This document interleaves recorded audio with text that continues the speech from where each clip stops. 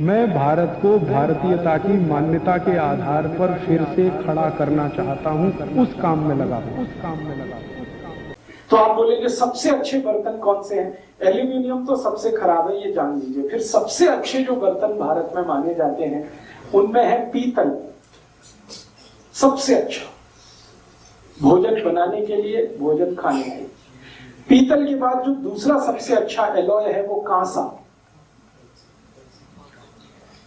कांसे के बर्तन अभी भी बनते हैं पंजाब में, हरियाणा में, छोटे छोटे गांव में बहुत सारे बर्तन बनाने वाले लोगों की जातियां हैं जिनको शायद ठटेरे कहते हैं, वो लोग बनाते हैं ठोक कर पीट कर।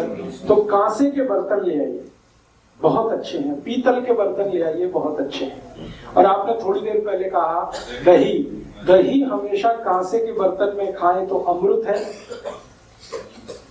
लोहे के बर्तन में खाएंगे तो वो लोहे ही जैसा है। हाँ, बहुत अच्छा सवाल है। हरा कब होता है? जब दही खट्टा होता है।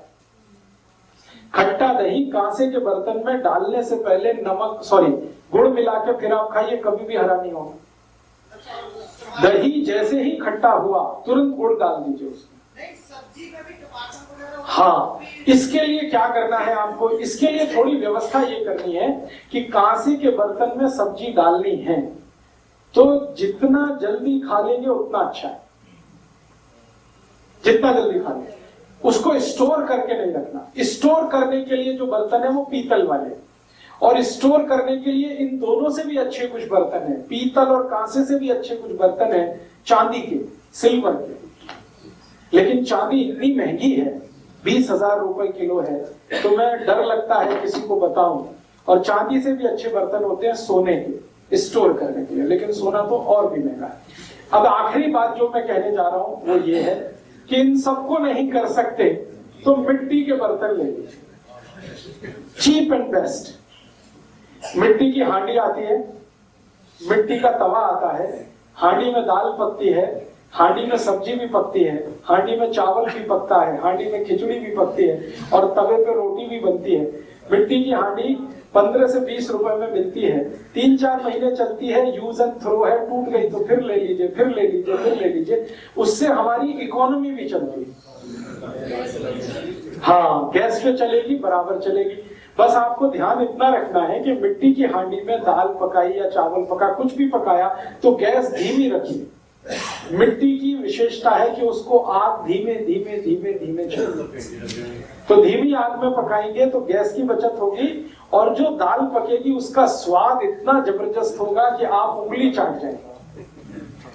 आज हिंदुस्तान में मिट्टी की हांडी की बनी हुई दाल खाने के लिए 5 स्टार होटल में 400 रुपए लगते हैं, दिल्ली बंबई हांडी की दाल। कभी जयपुर जाइए तो जयपुर शहर से पहले एक चौकी ढाणी करके रेस्टोरेंट बना है, तो वहां लोग सिर्फ खाना खाने इसलिए जाते हैं कि मिट्टी की हांडी की दाल मिलती है, और वो 250 रुपए की थाली देता है, और दाल तो थोड़ी ही देता है। दूसरी बार ले लो तो 400 रुपए ले लेता है। अब मैंने एक दिन हिसाब लगाया, 400 रुपए में तो 10 हांडी घर में आती है। लेकिन लोग ऐसे हैं कि 400 रुपए की दाल खाने वहां जाते हैं लाइन लगा के, घर में 4 हांडी ले आए और उसमें दाल पकाए, वो उनको तकलीफ लगता है। तो मेरा तो आपसे कहना, मिट्टी की हांडियां शुरू करिए लाना। मैं तो, मुझे बचपन का याद है, मेरा जन्म गांव में हुआ, मेरी दादी माँ दूध बनाती थी मिट्टी की हांडी में, दूध पकाती थी, और बहुत धीमी धीमी आंच पर वो दूध पकता था। पकते पकते एकदम लाल हो जाता था, और उस दूध का जो स्वाद है वो किसी दूध में नहीं आता। और उस दूध का जब दही जमाते थे, एकदम लाल सुरख दही होता था। उसका जब मक्खन निकालते थे तो मक्खन भी उसका ऐसा ही होता था, और उसकी छाछ पीते थे, माने लस्सी, और भी अद्भुत होती थी। वो स्वाद हमने सब भुला दिया। मॉडर्नाइजेशन के चक्कर में, अमेरिका की और यूरोप की नकल करने के चक्कर में हम मिट्टी को भूल गए। कुकर ले आए, यूटेंसिल्स आ गए, फ्यूचुरा आ गया, फिर ये आ गया, महंगे महंगे चीजें, सस्ती चीज क्वालिटी। अब मैं आपको जो और गहरी बात कहने जा रहा हूं वो ये कि मिट्टी के बर्तनों में खाना बनाएं और उसका उपयोग करें, उसमें स्टोरेज करना सबसे अच्छा है। दाल पकाई, अब आपको स्टोर करके रखनी है, मिट्टी की हांडी में रख दीजिए, भूल जाइए, कोई तकलीफ नहीं। सब्जी पकाई, स्टोर करके रखनी ही है, मिट्टी की हांडी में रख दीजिए, भूल जाइए। दही बनाया, स्टोर करके रखना है, मिट्टी की हांडी में रख दीजिए। दूध रखना है, मिट्टी की हांडी में रख दीजिए। ये स्टोरेज के लिए मिट्टी सबसे अच्छी है, पकाने के लिए भी सबसे अच्छी। कांच भी मिट्टी का ही एक स्वरूप है। कांच जो बनता है ना, मिट्टी से ही बनता है। सिलिका, सिलिका माने मिट्टी। तो कांच का बर्तन भी मिट्टी के ऑल्टरनेट के रूप में चल सकता है, लेकिन थोड़ा महंगा, उससे भी सस्ती मिट्टी है। और एक बात जान लीजिए, मिट्टी जो है सारे माइक्रो न्यूट्रिएंट्स की मां है। दुनिया के सारे माइक्रो न्यूट्रिएंट्स मिट्टी से ही मिलते हैं। कैल्शियम आपको चाहिए, मिट्टी से मिलता है। फास्फोरस चाहिए, मिट्टी से मिलता है। सल्फर चाहिए, मिट्टी से मिलता है। जिंक चाहिए, मिट्टी से मिलता है। मैग्नीशियम चाहिए, मिट्टी से मिलता है। मैग्नीज चाहिए, मिट्टी से मिलता है। आयरन चाहिए, मिट्टी से मिलता है। सारी दुनिया जहां के माइक्रो न्यूट्रिएंट्स मिट्टी से ही मिलते हैं, क्योंकि मिट्टी सूरज की धूप में लाखों साल तपती है, लाखों करोड़ों साल तपती है। कई बार मुझे लगता है कि महात्मा बुद्ध, महावीर स्वामी ने जितनी तपस्या नहीं की है, उससे ज्यादा मिट्टी ने तपस्या की। लाखों करोड़ों साल से धूप सूरज की ले रही है, रिसीव कर रही है, तप रही है। उसके तपने से उसमें जो क्वालिटी डेवलप हो रही है, उसको हम भूल रहे हैं और छोड़ रहे हैं, इस्तेमाल नहीं कर रहे हैं। हमारे घरों में आजकल मिट्टी के घड़े आना बंद हो गए, फ्रिज आ गया, रेफ्रिजरेटर आ गया। मिट्टी के दिए आना बंद हो गए, चाइना से बने हुए बल्ब की झालर आ गई दिवाली पे। हम कहते तो अपने आप को मॉडर्न है, लेकिन मूर्खों की श्रेणी में हम शामिल होते जा रहे हैं। हाँ, अभी कर रहा हूं। तो आपसे मेरी एक छोटी सी गुजारिश है, पंजाब में अभी भी मिट्टी बहुत अच्छी है और पंजाब में कुम्हार भी है। मैं थोड़े दिन पहले जलंधर गया था। जलंधर शहर में सड़क के किनारे बैठे हुए 10-12 कुम्हारों से मैं मिला था और उनसे पूछता था, भाई आपकी रोजी रोटी कैसे चलती है? कहते तकलीफ में चलती है। क्यों? कहते घड़े बनाते हैं, पूरे बिक नहीं पाते। दिए बनाते हैं, पूरे बिक नहीं पाते। हांडियां बनाते हैं, बिक नहीं पाते। तो जिंदगी चलती तो है, घिसट घिसट के चलती है। फिर मैं बोला, अगर आपका बिकने लगे? तो उन्होंने कहा, बहुत खुशी होगी। तो उनका कहना था कि हमारा बेचेगा कौन? हमारे पास तो जाहिरात करने का, एडवर्टाइजमेंट करने का पैसा नहीं है। मैंने कहा, मैं करूंगा आपका एडवर्टाइजमेंट, फोकट में आपका ब्रांड एम्बेसडर बनूंगा। तो मैं सारे देश में घूम घूम के लोगों से कहता हूं कि आज ही ऑर्डर दे दो अपने किसी कुम्हार को कि 2-4 हांडियां लिया, 1-2 घड़े लिया, तवा मिट्टी का मंगा लीजिए। जो 2-4 चीजें आ जाए आपके घर में तो बहुत सुधार आ जाएगा खाने में, क्योंकि कैल्शियम आयरन की डिफिशियंसी हमारे भोजन में खूब हो रही है। और आजकल उस डिफिशियंसी का दुष्परिणाम जानते हैं क्या है? हम सभी की माताएं और बहनें जब गर्भावस्था में जाती हैं तो बिना सीजर बच्चे आते ही नहीं इस दुनिया में। वो कैल्शियम की डिफिशियंसी का कारण है,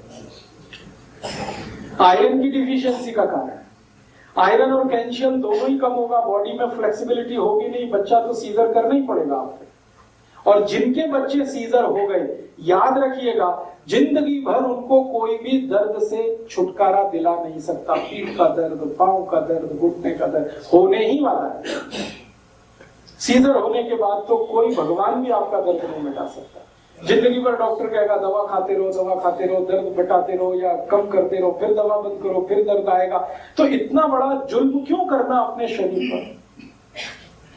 माताओं को अक्सर मैंने देखा, गर्भावस्था के समय में हीमोग्लोबिन 8 और 9 और 7 के आसपास है। आयरन की इतनी कमी है, खाने में आयरन मिल नहीं रहा है, कैल्शियम कम हो गया है, क्योंकि यूरिया डीएपी इतना डाल दिया है खेत में कि उससे हमारे शरीर के भोजन की गुणवत्ता प्रभावित हुई है।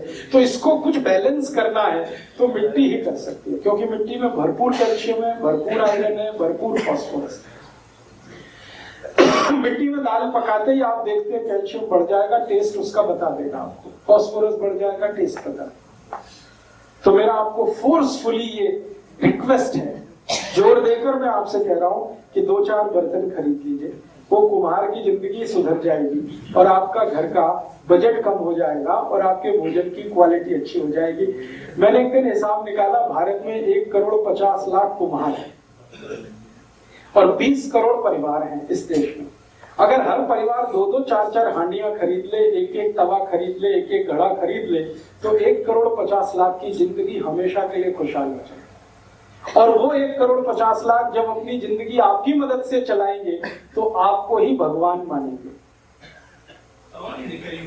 है बनता आप जो है, मैं जालंधर में देखा बहुत अच्छा तवा, काली मिट्टी का तवा है, लाल मिट्टी का तवा है, पीली मिट्टी का, 3 तरह के तवे हैं। जालंधर में जहां आकाशवाणी है ना, आकाशवाणी के बिल्कुल बगल में बैठता हूं मैं, उसके पास एक तवा, मैं पूछा काली मिट्टी वाला वो क्या है, ये मक्की की रोटी के लिए अच्छा है। फिर लाल वाला उसने कहा ये गेहूं की रोटी के लिए अच्छा है। फिर पीला वाला उसने कहा ये बाजरी की रोटी के लिए अच्छा है। इतना माइक्रो कैलकुलेशन है उसका कि ये मक्की की रोटी के लिए, ये बाजरी। मुझे तो लगा कि कुम्हारों से बड़ा साइंटिस्ट कौन है इस देश में, जो ये माइक्रो कैलकुलेशन करके बैठे हैं कि ये मक्की की रोटी के लिए अच्छा है, ये बाजरी की रोटी के लिए अच्छा है, ये गेहूं की रोटी के लिए अच्छा है। ये जरूर है कि उनके पास डिग्री नहीं है, सो व्हाट, डिग्री तो बहुत लोगों के पास नहीं है, लेकिन नॉलेज तो है। तो वो नॉलेज जो उनके पास है, परंपरा से आया हुआ, उस नॉलेज का समाज के लिए सदुपयोग हो, मेरी ये इच्छा है, और करोड़ों लोगों को रोजगार मिले और आपका किचन का थोड़ा रंग रूप बदले। दोस्तों, सबसे पहले तो चैनल सब्सक्राइब करें, फिर लाइक, कमेंट और शेयर करें, और हाँ, हमारा एंड्रॉयड ऐप डाउनलोड करना ना भूलें।